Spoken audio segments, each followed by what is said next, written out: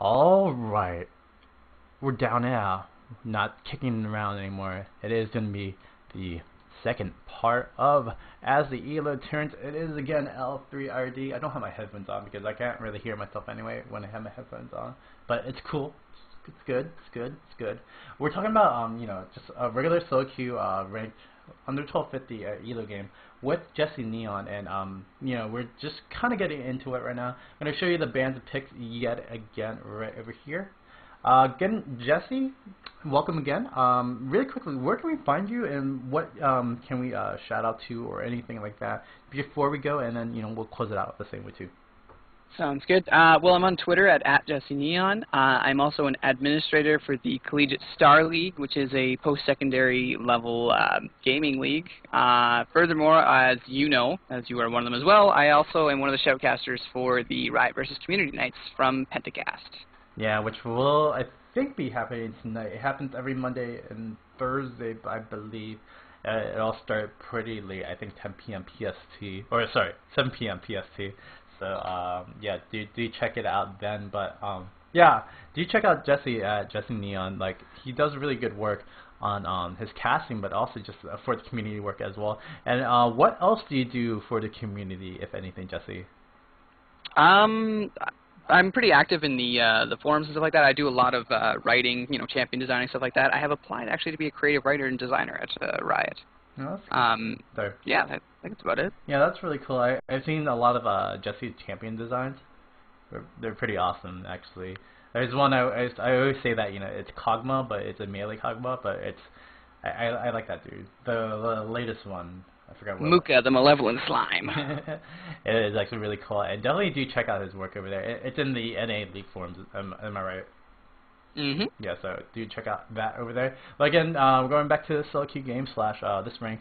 We do have Heimerdinger, Cannon, Skarner, Tristana, Soraka being picked up for Jesse's team. Galio, Shyvana, Jax, Graves, Sona. Right now, just recapping the game where we're at right now. We just rewarded Dragon, but Dragon hasn't been taken yet. That is something that people don't really take during in lower elo. It's definitely a thing you should probably try to strive for, just to get that early gold advantage, but if you can't, fine.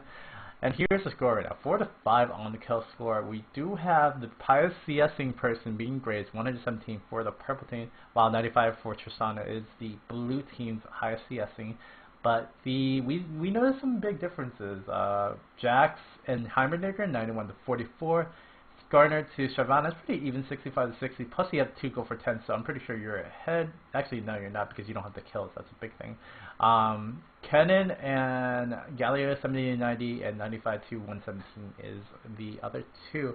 Really quickly, at this point, it's 15 minutes. We're kind of just like stable per se. Like there's no one really with a big advantage. I mean, there's 2K gold advantage, which is actually decently problematic in the beginning or in the early go, but I mean it's not too bad.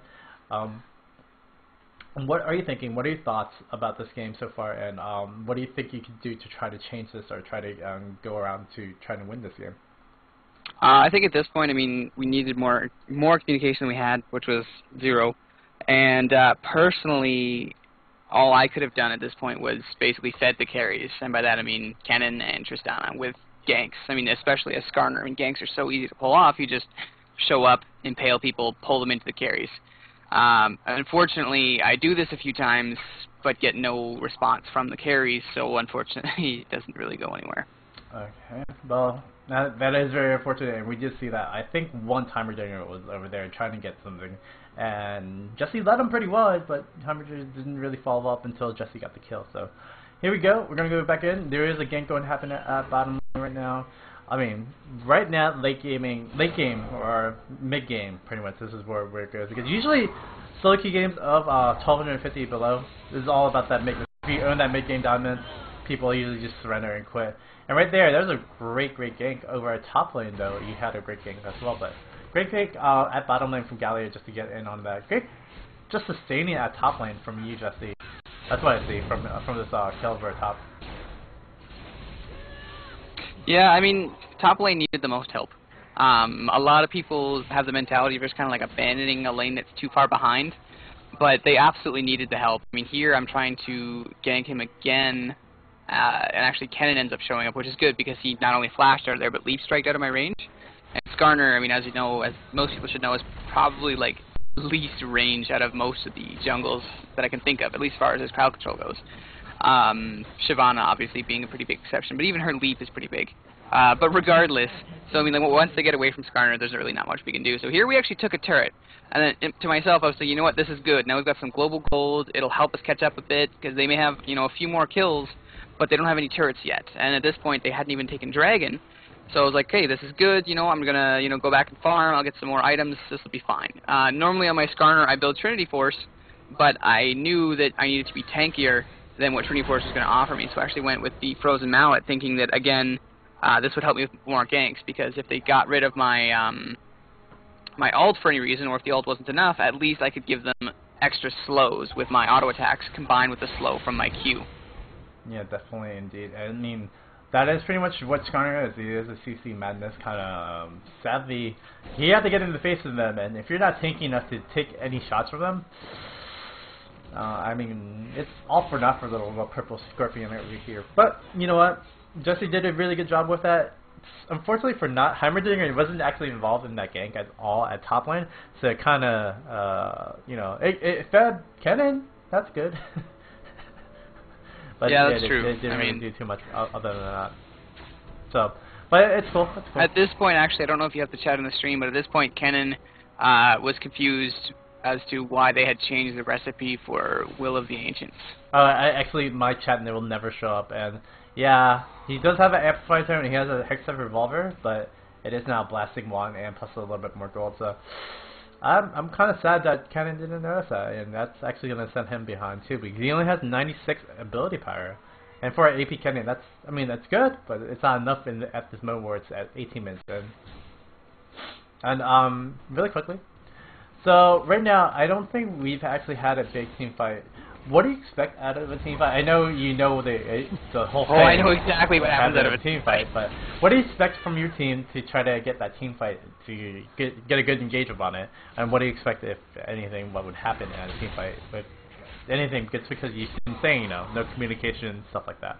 Yeah, well, I mean, when you see a Skarner and a Kennen, you should assume that there was going to be an AoE stun, and there's going to be an initiate in the form of somebody getting suppressed and pulled into a fight. That should be a given. Whether or not there's any communication, you should just be like, okay, you know what, Skarner is going to impale somebody, pull them into the fight. That's how it's going to happen. The same goes for Kennen. I mean, you're going to expect that slicing maelstrom for an initiate. But no matter how many times I landed anything, there was just no communication. I mean, here, actually, I'm desperately trying to actually just save someone's life, and by this case, I mean Heimer.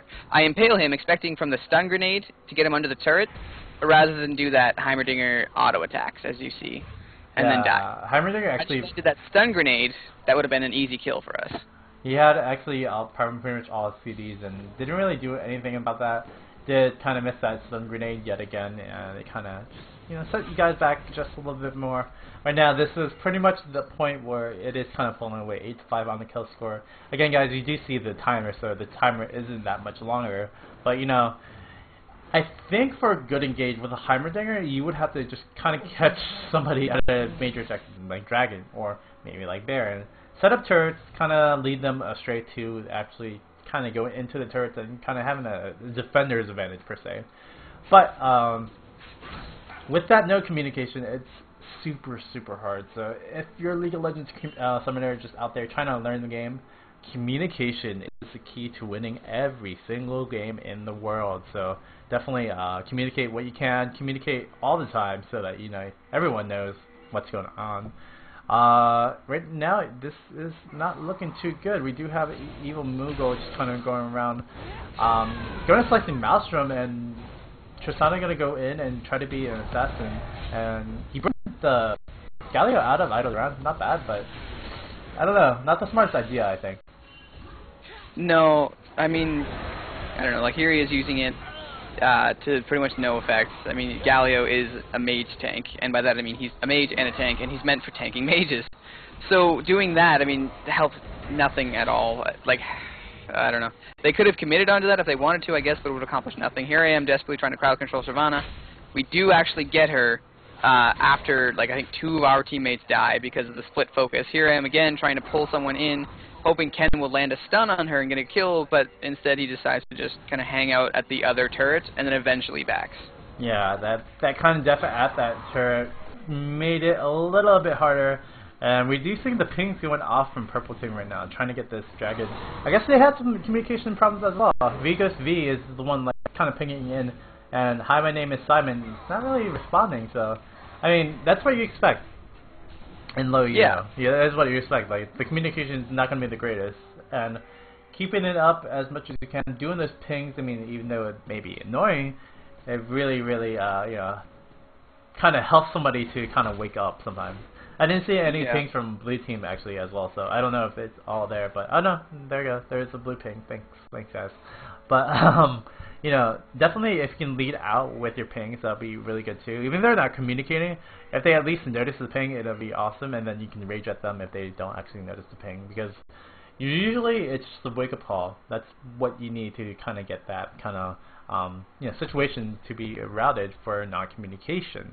I mean, I think Chaos said it best with that control ping, this ping. Hold on, I can't actually share that ping, that sucks. Hold on. I can share that ping, but I can't share the retreat ping. When the retreat ping came into play, it was probably one of the best inventions that Riot ever did, and it's just a little thing that, you know, changes the direction of, oh, this means go back, or oh, this means go in. So, really cool stuff to see from Riot, but you really utilize that as a summoner if you wanted to actually, you know, try to play this game not a little bit more professionally, but just a little bit more cleanly so that everybody knows where you're going. Yeah, but I mean, whether or not they're there doesn't mean people are going to respond to them. Like, I mean, in this case, I think anytime that there was pings, they were pretty much ignored. I mean, here I am pinging from mid, and Heimerdinger kind of stays up top. Yeah, Heimerdinger is kind of just looping around near Jax right over here. I think this is about to be the fight right now. That's going to be sealing the fight. I mean, you have a pretty good focus on what you need to take care of. Like Galio, get out his idle run early, that'd be great. But, you know, your focus has to be on Graves and Jax, because Graves and Jax have the biggest damage. And what is Tristana doing? Nothing. Gets leap strike upon, gonna get counter strike as well. Great job by Jax doing that. And here we go, Tristana's gonna try to get in. This engagement was actually pretty doomed from the start, because it came out with AD carry taking a lot of damage in the beginning, so that's why AD carry is not gonna put enough damage. We're gonna see Jimmy look goes down really easily. Gonna see Jesse Neon try to get some damage. Gonna get a kill onto Shyvana, or to someone right there quick, but hi, my name is Strong just comes right in at the end, cleans it up. Yeah, unfortunately, I mean, Kennen, I don't know what happened with his ult, but he got either taken down too quickly or knocked out of position, so it didn't even get a full chance to trigger and go off. I did go in there, I managed to suppress, I think it was Graves, but unfortunately I got turned on and killed. Kennen did take up a kill on Jax, and then here, after losing one fight, the team decides that it's had enough and they surrender. And we do see a double explosion for the reason. GT Factory, good job to Purple Team. But, sadly for now, Jesse's team didn't lose. I'm kind of sad at that.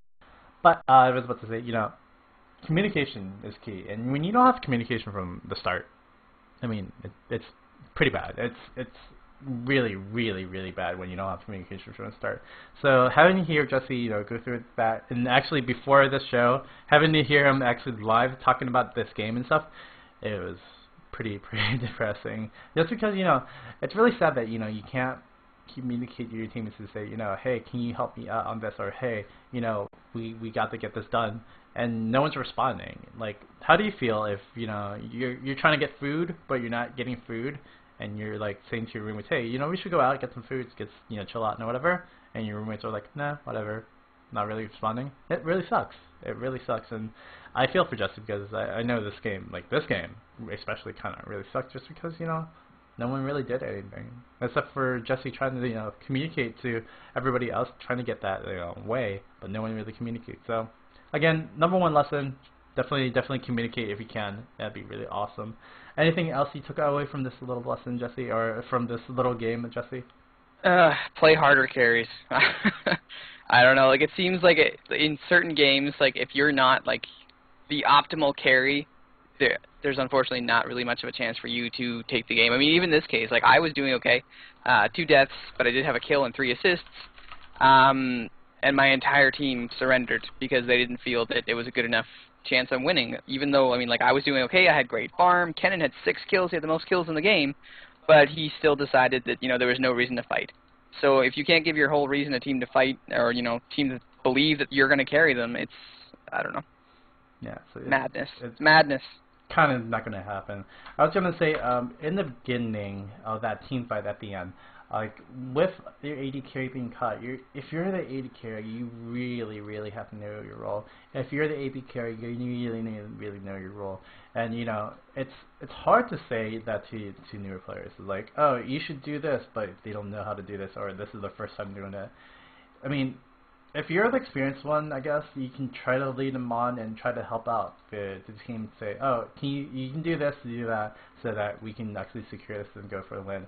And you know, it can work out. But per se, if they're not listening, they're not communicating, you know, you can't really do too much from that.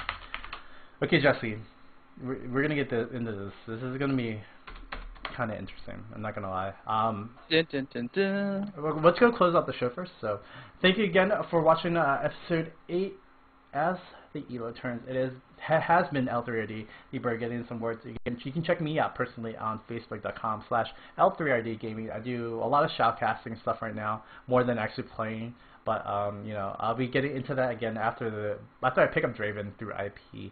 As a little moniker / reset for myself to go from gold onto where my goal is. I think my goal for Elo is actually 1650. So yeah, definitely really cool to see that. And also do check out DefinitiveeSports, d-esports.com.